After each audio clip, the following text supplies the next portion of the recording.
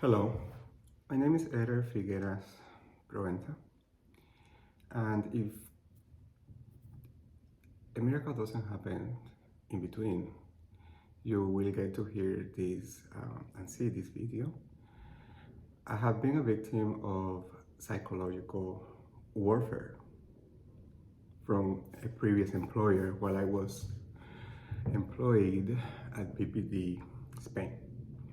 First, I need to say that I don't have anything against the team in the US because actually the company supported me in my career and even personally because I learned how to say no when I was overworked, and they actually um, trained me and made me realize that sometimes it is okay to say no.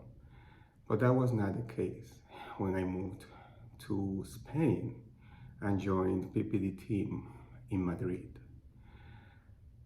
And first comment that probably will come out when anyone starts seeing this video is that he's probably under the influence, he's probably paranoid, he probably has a previous condition, he's probably delusional of religiosity or spirituality. Those are the common terms used when, for what I have seen and observed, people are sometimes, most of the time, expressing real concerns, but governments, police, they know they are saying the truth, but they don't want to deal with it because there are other more powerful groups, companies, that it might not be wise to confront them because it will be a struggle of power. So you're free to think anything, but just listen. So when I moved and started working for PPD Spain, the team in Spain, Madrid, I was not welcome from the beginning because I was coming from the US. Even though I have an accent, it's noticeable, but I still am fluent in English. So that was a surprise for them, even though to work in that team, they all have to be bilingual. But I was coming from the US, even though I'm Cuban, I was coming from the US. And Mercedes Harris, my direct line manager, from the beginning, she showed that I was not welcome. She was either jealous because she always wanted to come and work in the US. For some reason, she didn't try or she couldn't. That's her problem. And she made every effort to show me that I was not welcome. The first day was, if you are pretending you are cute, you should show your proper picture because people are gonna be wondering where you're coming from, and so on. But I'm not gonna waste time explaining those details because then I may miss important points, and just to have it brief because everything is documented. And that's the point, that every time for the last year I have reached out to authorities. They don't want to believe it. Well, they do believe it, but they really don't want to deal with it.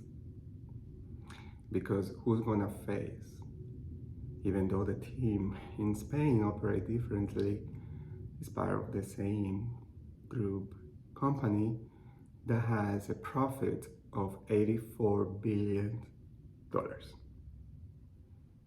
Who's gonna confront that power in our society? Not even authority. So yeah, I just thought I wasn't welcome at all. And doctors actually were the one who made me see that I was a victim of harassment, that I was exploited in that scenario.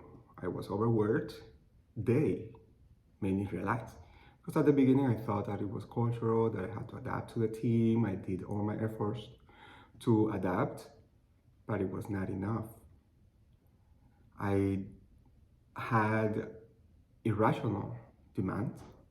My systems were not set up, were not working. I was asked, and in a way targeted for metrics to enter information in a system that is not set up, that it doesn't work.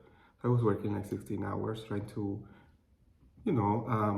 adapt or to learn how they do work there, but that wasn't the case because all other clinical research associates were off. They were enjoying their day while I was dealing with system problems and also irrational demands.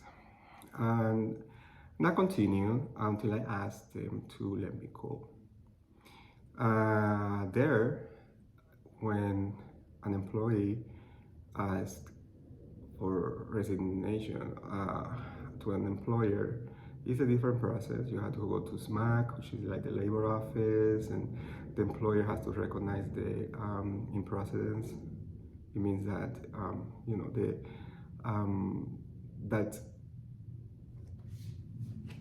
that there is not concrete evidence to let an employee go. This is like it's their fault mainly, that you will not disclose what happened unless you pursue a lawsuit for harassment. That was not my intention. So I just wanted to continue with my life. And I asked them that I wanted to leave, that I didn't want to have that issue affecting my career. And I expressed, I don't fit here, I don't feel welcome, and that's okay. I don't have to. You don't have to like me. So I just move forward, find another job. And we went to SMAC, and Ignacio Rodriguez, HR representative, and when I spoke to Lara, the HR representative in Europe, they came to this agreement and explained it to me just very nicely. I didn't have any legal representation. So the option for me to leave was they let me go, no benefits at all, or they will let me go, because there is no way that you say, let me go, and then you just go, and you have that there should be like this labor office signing of the agreements.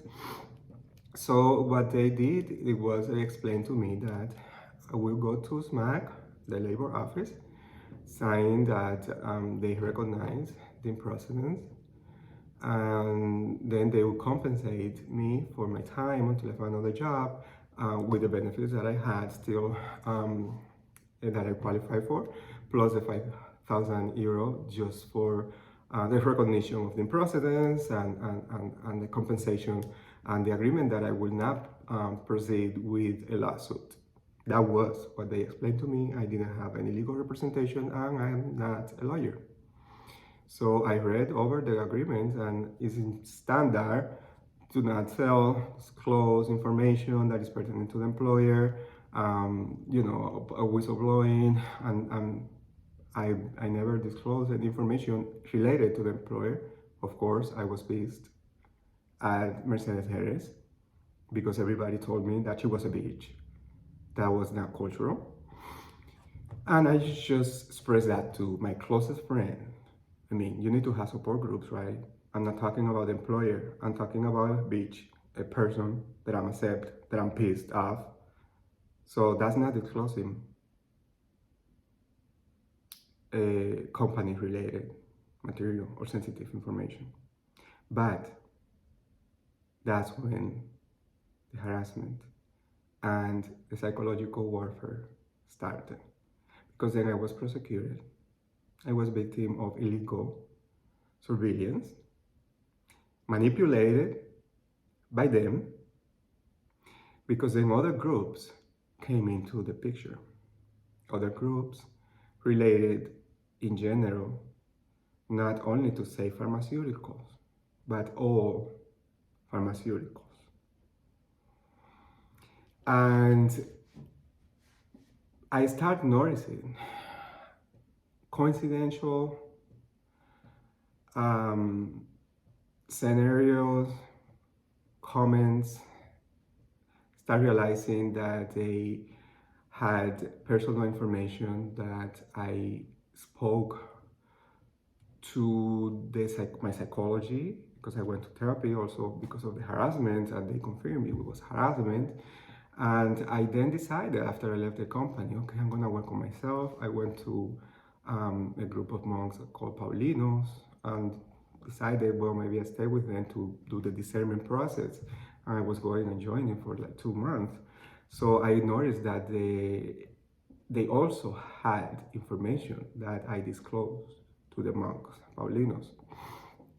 I was taking acting classes at Veronica May Studio, and I signed up for this emotional disorganization workshop presented by Denise Despero. Since I started that class, I noticed that that was not a regular acting class, because when I go to an acting class, I go because that space is another part of me that is the actor.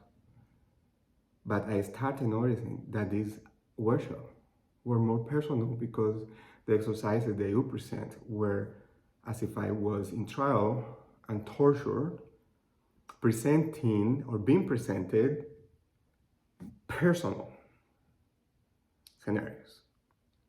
That conversation that I had with my psychologist and the Paulinos. And that started triggering me a question: what's going on here? How they have all this information. And I started noticing the technique that Denise Despero was using. And I can mention Stella Montejo befriended me to take more information, to lift up my ego. And that's one of, at the beginning I thought that they were helping me because they befriended me. And for a while, things started to normalize, but the situation and bizarre coincidences. I started listening them, not to spirit or not to dead people or seeing anything weird. People like Stella, like Ray's Talk, like Denise Despero, Diego Cabrales, Raúl Tirado, Celia Bermejo, Natalia Viejo, Ray's Talk. They will present or come out during the workshop with specific statement that I have either made when speaking to my psychologist and the Paulinos. And then I was targeted by the spirituality or the religion about other personal information, even personal health information that I had disclosed to the Paulinos, because I was in the discernment process, and also personal health information that I had disclosed to my psychologist. And I started having the feeling that that was too coincidental, and I started questioning who those people were, where I was, and the intention of this workshop. And it made it clear, because also outside I was starting to get contacted by competitors. I applied for other jobs and they would just tell me, you are overqualified. They would not disclose anything.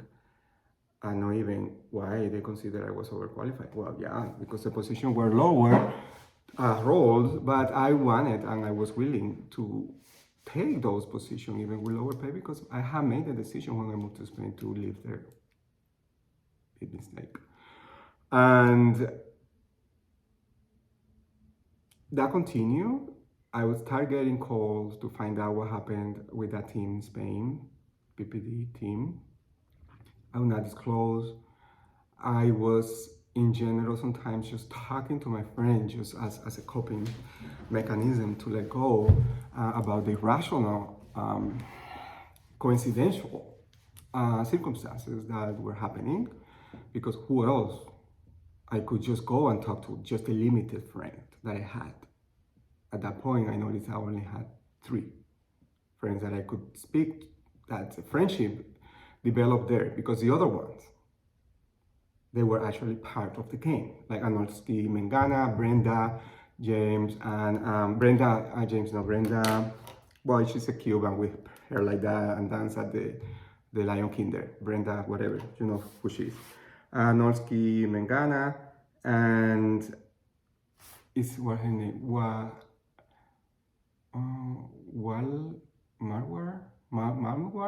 Yeah, Marwar or something.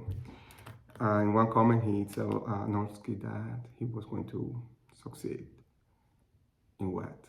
So they were actually setting me up, and I noticed that because they were starting giving me contact to police officers that they have everything, and they were part of their team. And I even went to the police and reported when I started noticing that I was being harassed even in the metro. I had not a clue at the beginning why and what that was related to. And I went to the police and reported harassment and provided them contact. So big mistake, because those contacts that I provided them were part of the same pharmaceutical group, also part of the authority police officers. And I got worse. And everything continued until I actually started noticing nice people when I was looking for friends, because I got now a job. I called the CEO. I sent an email to the CEO, PPD, and I let him know that my situation, that I was in the limbo. So HR representative from PPD said that the PPD team would help me. They didn't say how. That Ignacio Rodriguez was going to help me. And that's it. So I told him, well, thank you. I thought once that we were one PPD. And Spain, they laughed at me when I said that. I said, thank you. I wish you the best. I always felt like I was a number. Now I realized that I was all this time just a number. And what is happening here is just corporative bureaucracy. That was to HR. When I went next day to the Paulinos reunion, they told me like this, contradictory information to what they have explained. At the beginning they said, if you decide to stay, don't worry, you will have legal status, yeah, you can, start working in nursing, because I said, well, I'm a nurse, I can also revalidate the degree and everything, I can work here until I do the discernment if I want to join the monastery. They said everything is fine, you stay with us for the first year, and which is different from, they are Catholic, and I know because from previous year talking to what is this other group? Well, this other group here in Phoenix, the monks, Catholic, that they told me and explained the process of discernment. You had to convert first into Catholicism, and then you join them after 3 years or so. For the first year is the noviciado and catecumenado, but that's in Spanish. And that was not the case. It was so easy to stay there for that year. I made the decision, start the postulado, and then after the year I can join if I decided to stay the catecumenado or whatever. Well, that day after I said I told HR, right? I sent the email to HR team in the US that all of that was just corporate bureaucracy, and I wish them the best. Then brother, I prefer not even call him brother. Just he's just a, he's not even religious. I mean, he's supposed to be a monk and hold all of these principles, but Catholicism, most of the churches in general, sometimes are just bureaucratic organizations that they just respond to the powerful organizations. That's a reality. And that's what I realized there too. Jose, Pepe, they called him there, Brother Pepe. He just told me, well, you cannot actually stay here because we already know who you are. Can you return to the US? Are you afraid? We already know who you are. And take this as a Catholic bureaucracy. Just like that. And that statement hits me like coincidental. I told HR rep about all that situation that was happening with the team in Spain, PPD team, that was just corporative bureaucracy. And then I hear that specific statement from who they call their brother Pepe from the Paulinos. But at that time, I was still thinking everything is not about me. I don't want to overthink because, you think sometimes, I do think sometimes too much, trying to figure out things or looking for answers. But I had chosen there that just let it go, it's a different culture, or I just need to adapt. I'm not taking anything personal. And that's it. And then after what happened, I experienced the harassment that I had never experienced that before in my life, with Mercedes Jerez and Caridad Fernandez and all the escalation to Ignacio Rodriguez and Lara. It was draining, and I just decided I'm not gonna care about what people think, whatever they say is their problem. So I got that attitude and started feeling good because I was really like, I noticed that even in another workshop presented by this casting director, Laura Cepeda, she was actually humiliating me, and I started noticing that she had other outside information that were manipulated by this group in general, which I knew, and she was actually referring to those scenarios, and she was even really private, illegal surveillance, personal, because even in my apartment, I was a victim of illegal surveillance, and this whole group, all these actors that they are contracted by this big group company, I guess they had like access to like a reality show or something, because I would start hearing the scriptures and they would describe everything that I would do in my private time. Like listening to music, praying to my saints, do witchcraft sometimes, pray to God other times.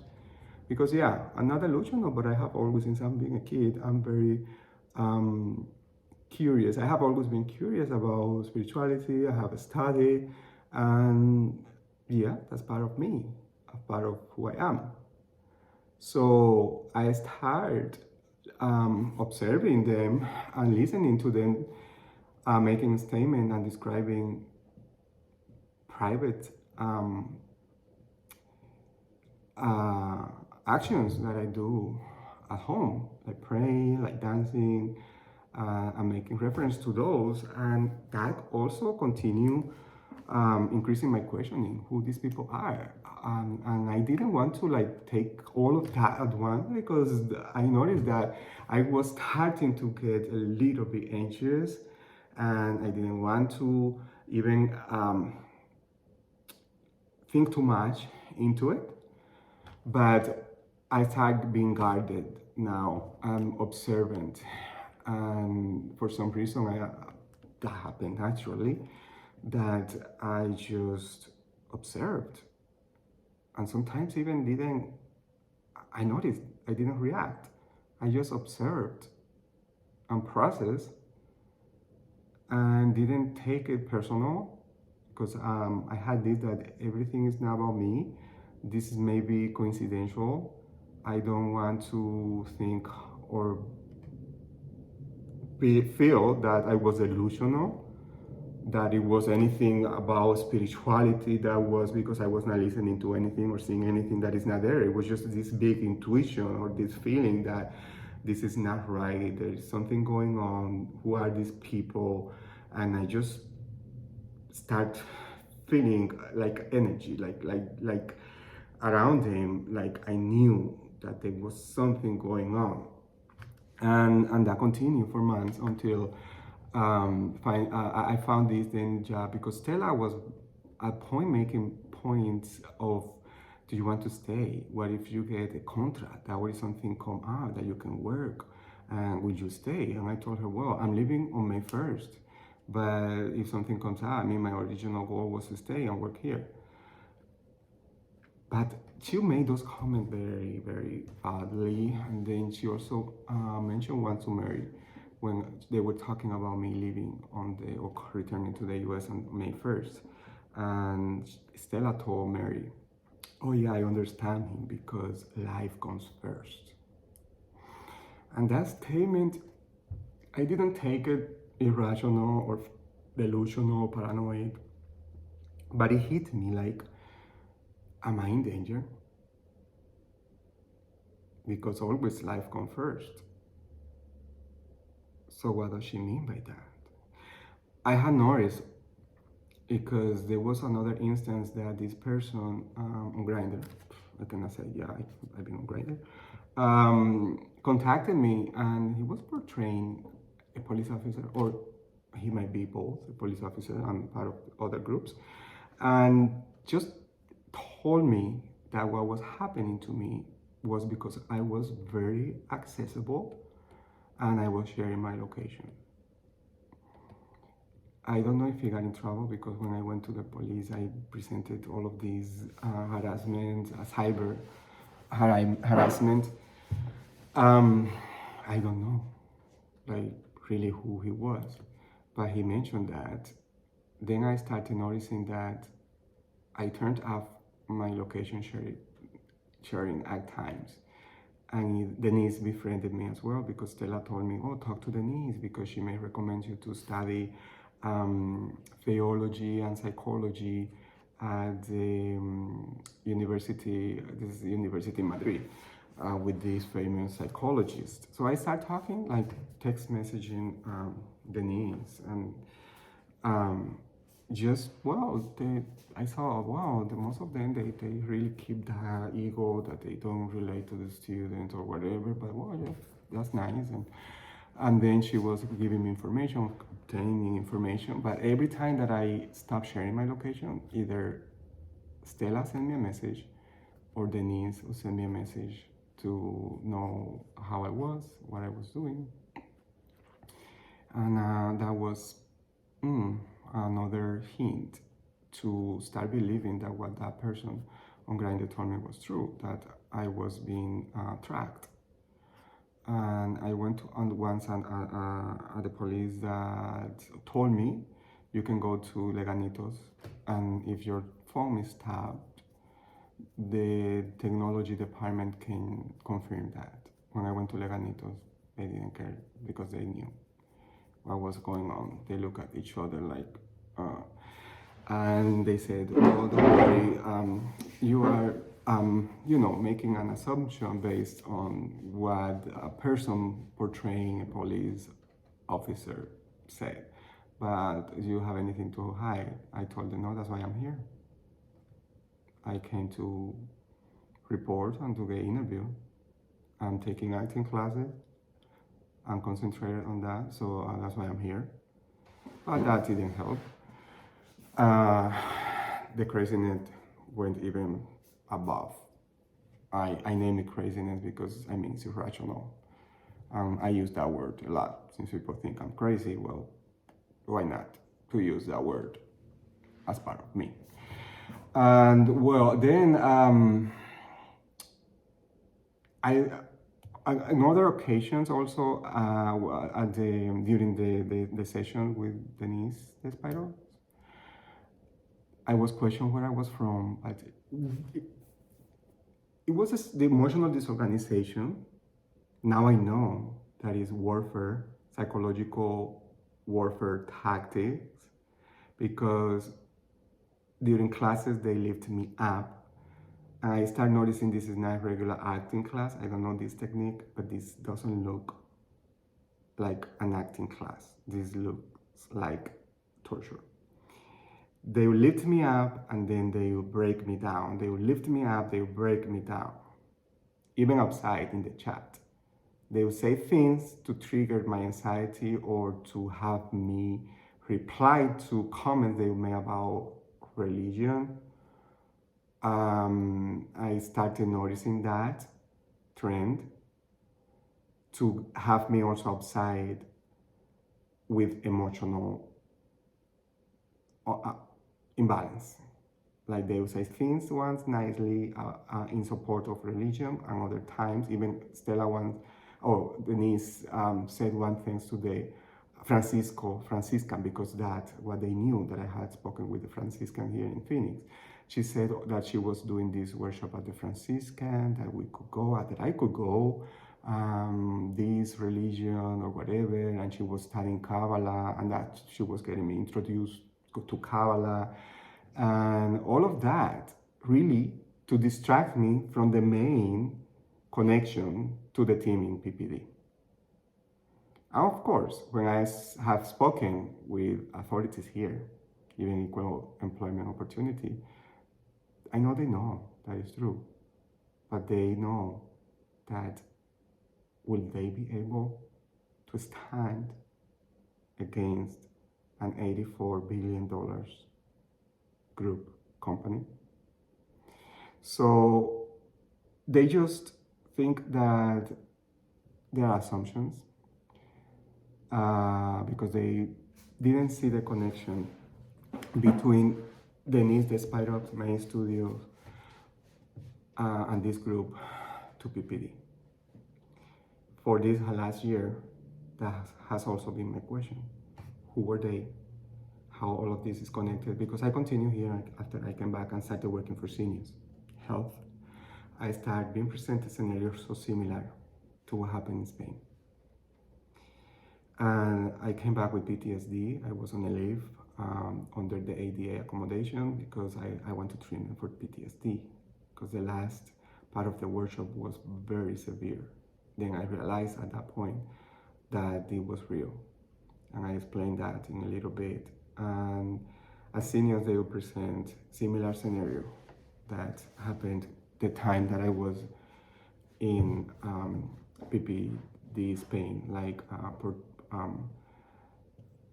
profiling, like asking for personal picture, micromanagement, and like rational demands and questions that led me to quit last week because I cannot tolerate. I now can recognize psychological warfare when it started happening. And I questioned how all of this was related to PPD, and going back to Denise Despairo's workshop, and then I will come back to how this potential seniors health scenario is also related to PPD in general. At Denise Despairo, the last day of the workshop that I went, because it was supposed to continue, suddenly I got this job interview and everything went smooth. And I had the feeling that everybody there knew what was happening to me. I think when they manipulated all that information and videos, they, in a way of warfare, they presented it or they showed it in TV, because Veronica Mayor once asked me, "Don't you see the news either?" I was like, "Oh, I don't even have time. I really don't watch TV. I do have the time, but I just prefer to listen to music or series in Netflix." And she said, "Oh, you don't watch the news?" I'm like, because everything there was psychological. Everything that you see in the old historic or colonial series and soap operas and movies there, that's real. That's still going on. All of that psychological war and is still part of the culture. So then I went to that class after I had a job offer, which it went with this company very, very positive and comment. I appreciate that they offered me the job, just suddenly when nobody wanted offer me because I was overqualified. But then even this company HR representative told me, asked me once, how is your heart and your head doing? Because I was always like projecting about mindfulness, about the heart, and I have posted a comment about there is a group, an organization there that has this strategy of heart-oriented management based on quality of management style that is pro employees. So they were kind of comments that made me realize they know who I am, or they know something, or what's going on. But I accepted the position because that was my initial original goal. And then I had to finish my lease at this apartment. I decided to find another apartment and just start getting settled and start this new job. And I was tired because I was not disclosing the name of PPD. I was not talking about internal processes, but everybody wanted to know. And like in Stella, in Denise Despirox, at the beginning, they wanted me to disclose information, so they knew that it was affecting me, so they make another strategy to get me out of it, and then torture me for it, and then they mix that with other personal situation, even health-related situation that they presented there about me to torture me. So I was just not really knowing whom to talk, what to say, to whom, or what to say or not to say. Or I mean, it started to come to a point that I felt like trapped. Well, I was, but now it started to become even more real, because I knew now that I was under illegal surveillance in my apartment.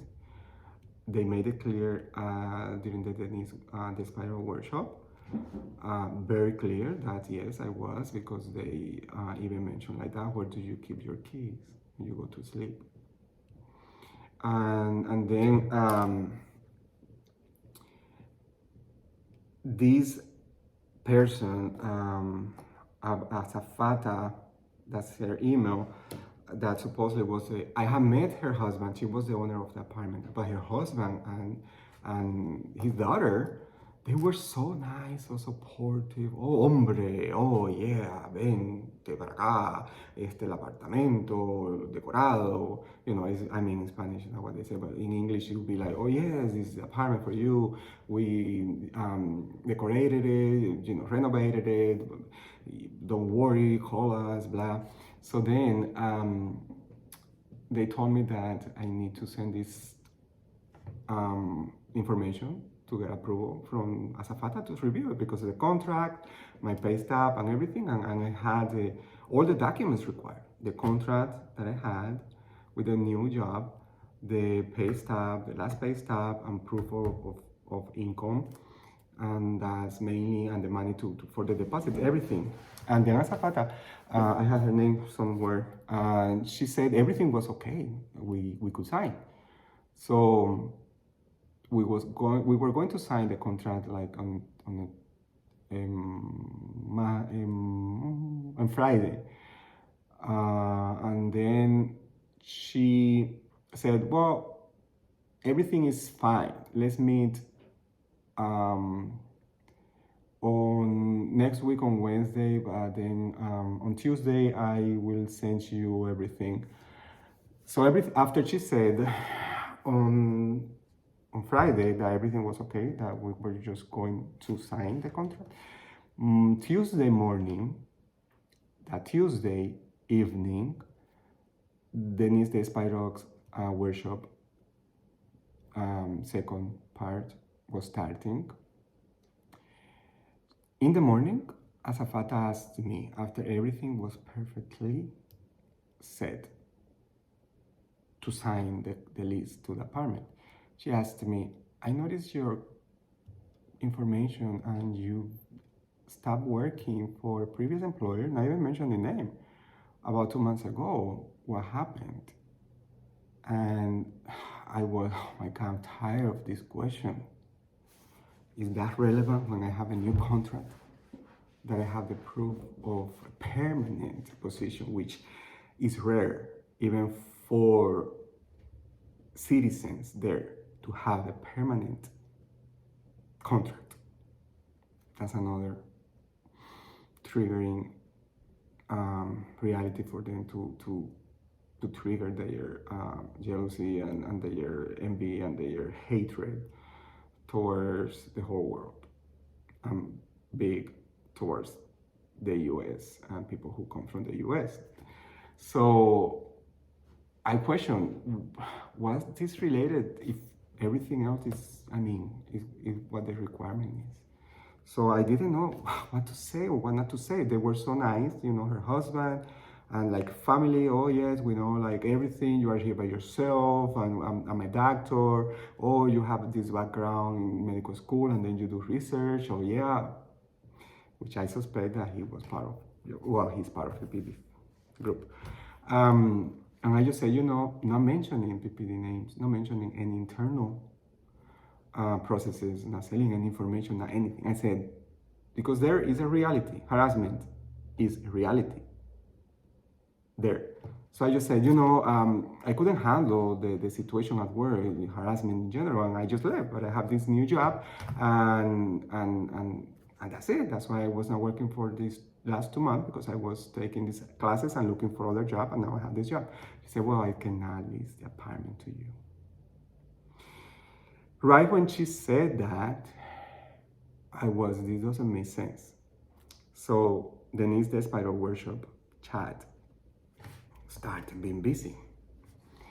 Diego Cabrales asked, or said, in Spanish, he is él dice que no va a decir nada, pero lo dice todo, which means he says he's not gonna disclose anything, but he's saying everything. He's disclosing everything.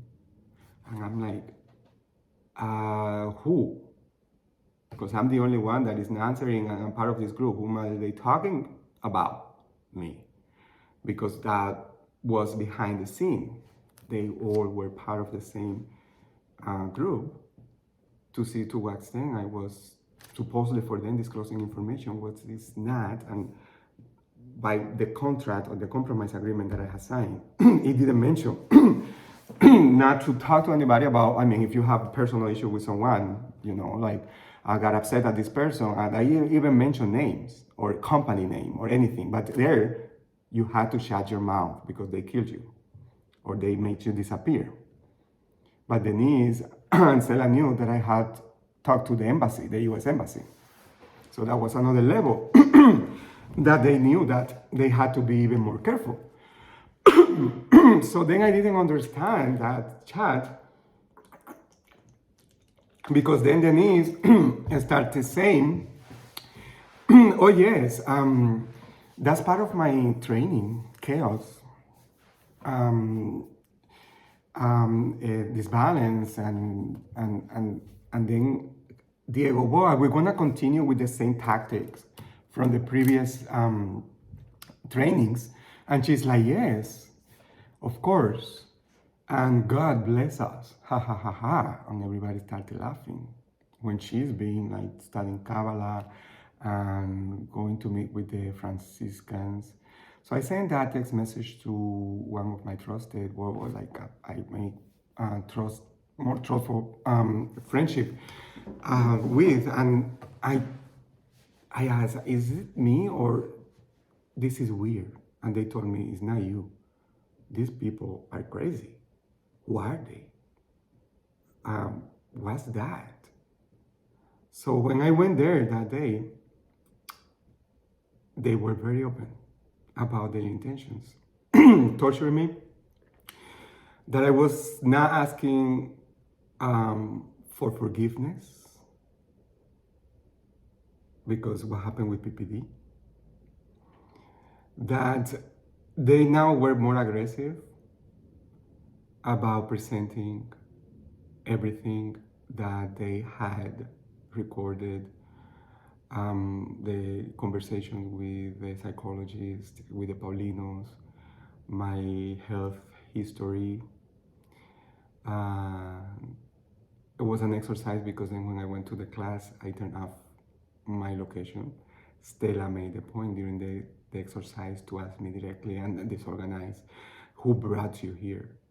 And then it's like you'll be like doing this exercise and suddenly somebody asking you, who brought you here? Or what's your name? Or where are you from? Like to get you like that when I started noticing this is not acting class, what's going on. So they made it real. Then I was there with these people and I had to keep myself calm because I was still like in the doubt. Why? Like I still had no a conclusion that still that was related to PPD, even if I knew like already that right when I said something about that company, that even not mentioning them, weird thing happened. So all the text messages in the chat right after I talked to this person that denied my apartment or the lease to the apartment. So I knew that I am in danger. So I just kept calm. I just follow very deep, like Denise's instructions or guidance about emotional disorganization. And even Ray asked me when they noticed that I was now broken. Ray said, I'm sorry that I'm the one that has the road to be punishing you all the time. And then at one point, Raul mentioned, oh, I don't know him, but I think he's starting to trust us. And then he said, don't worry either, everything stays in the family. And I'm like, I don't understand all of this, what's going on. So then from Denise's phone, not even, he didn't ring.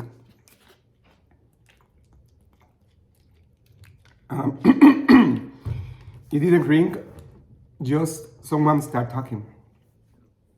The phone was open to whoever was,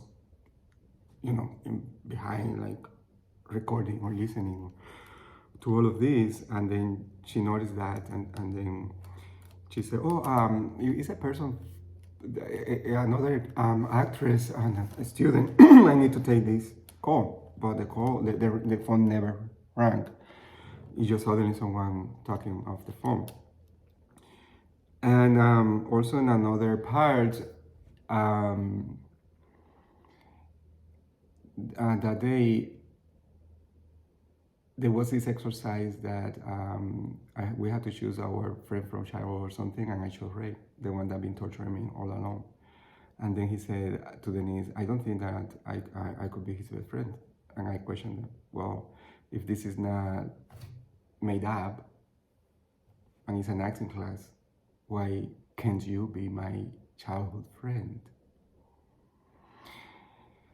They already knew that I knew because before going to that class, I told my friend, I'm going to confront them.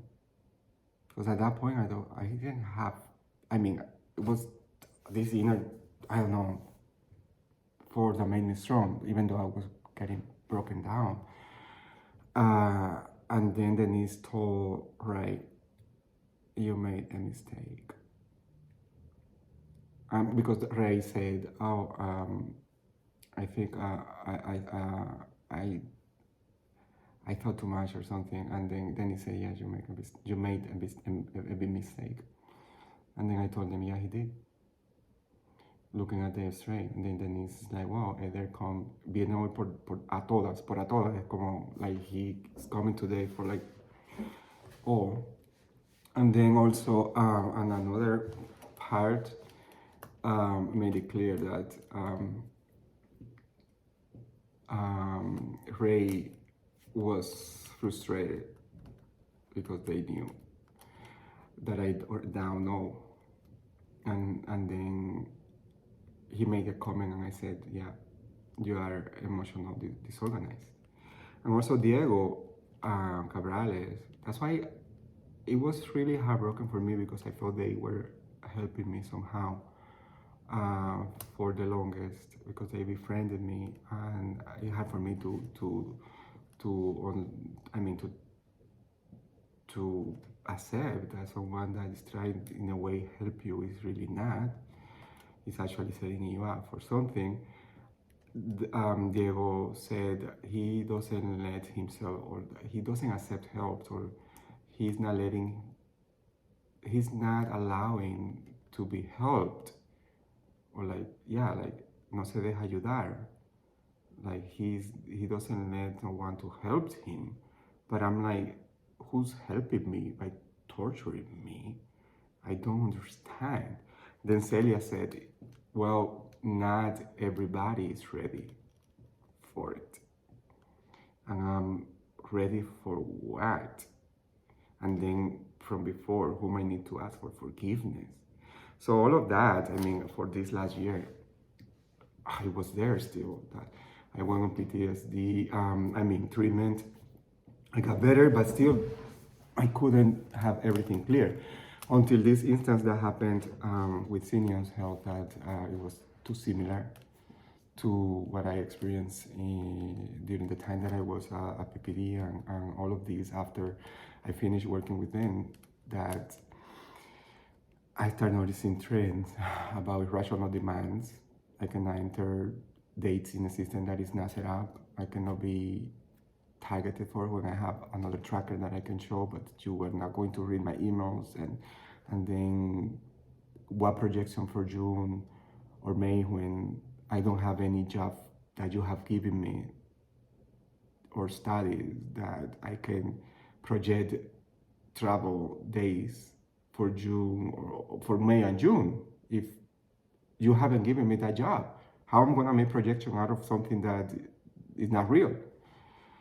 And that started to affect me, and I let the job, because I was not going to play or let me be harassed and tortured like I was in Spain, by thinking that I've been helped when I wasn't.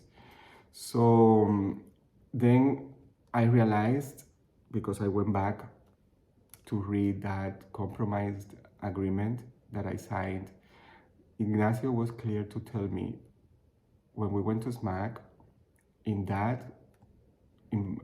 precedence, the recognition or in the agreement, they mentioned about the compensation, like they will provide that just as it said on the agreement that we signed as SMAC.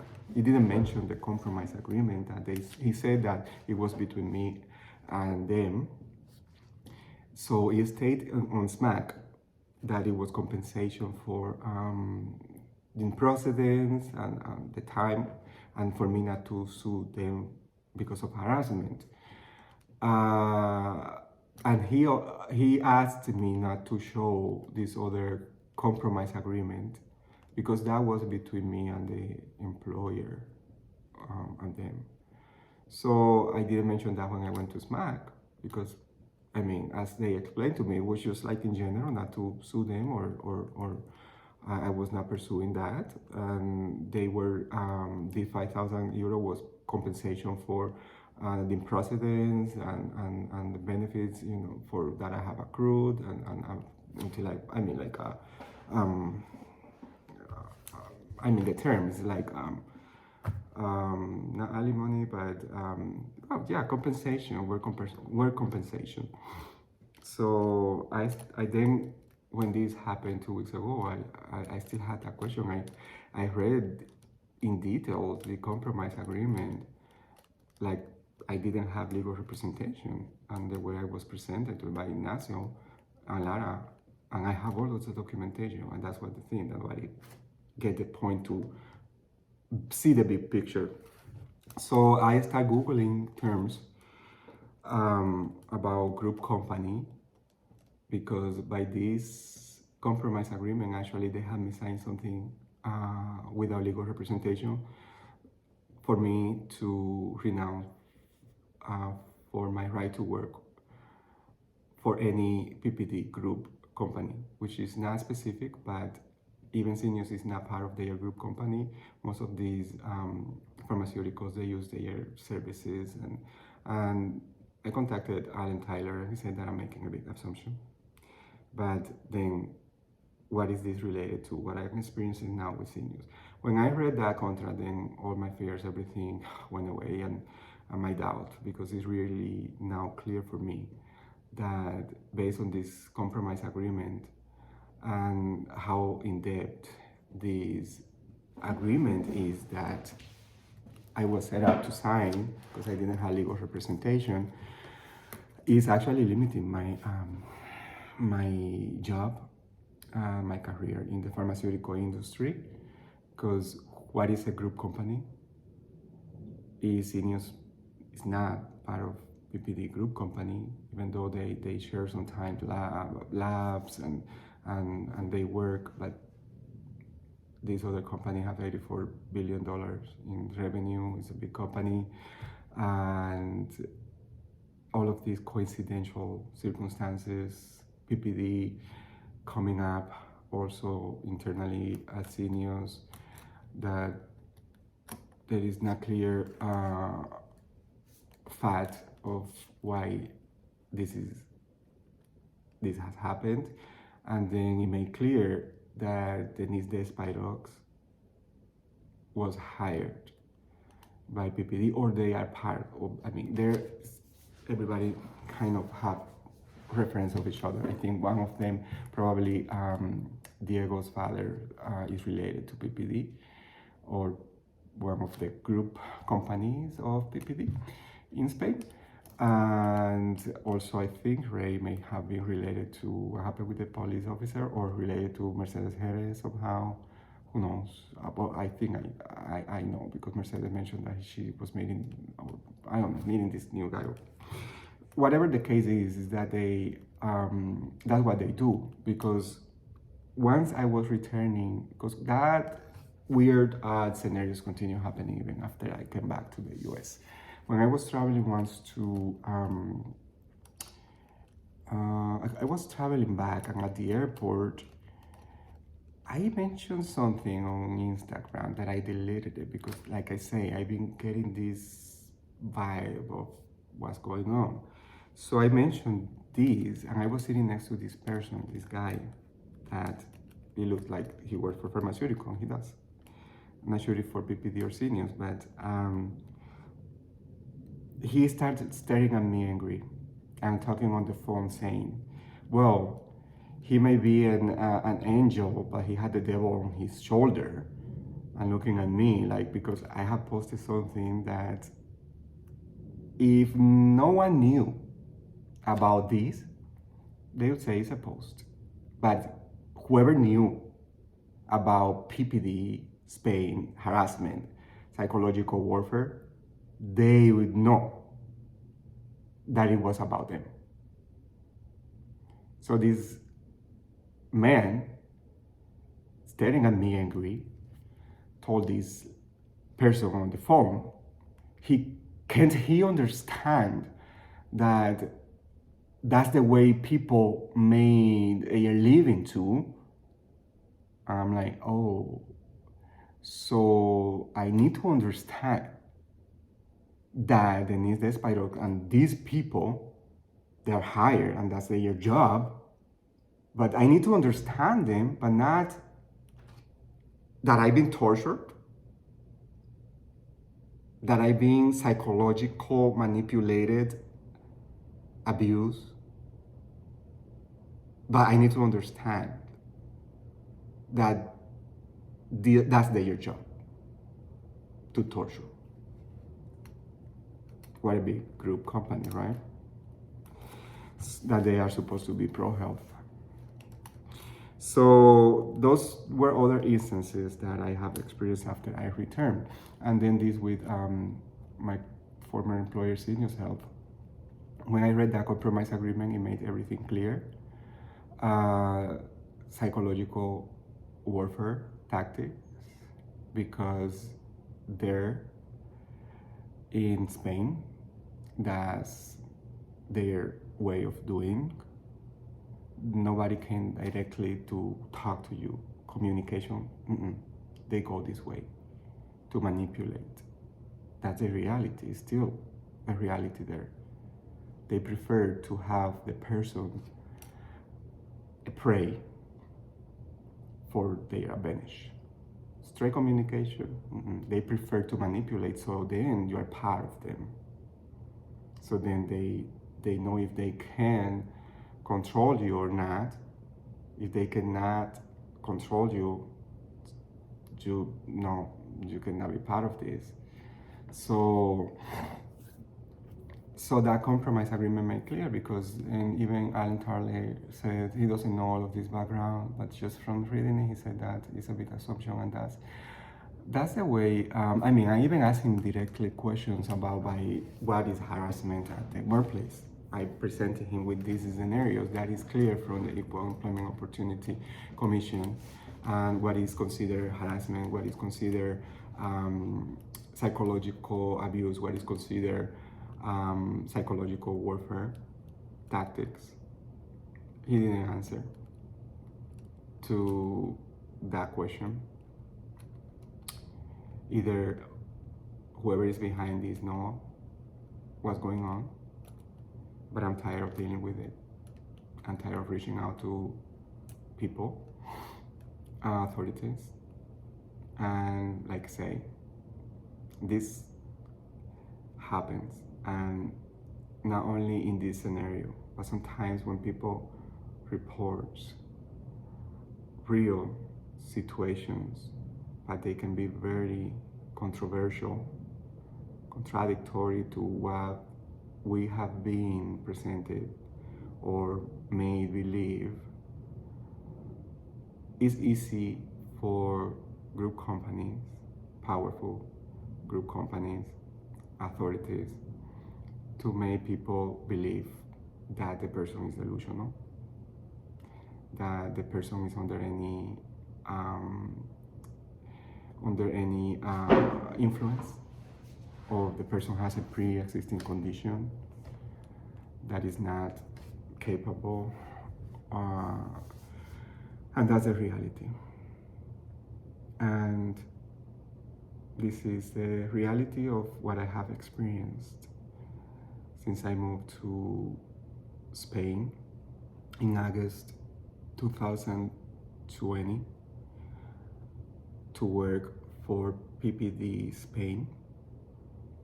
And I meant not only PPD group, but all other part of companies, groups that are related to PPD Spain.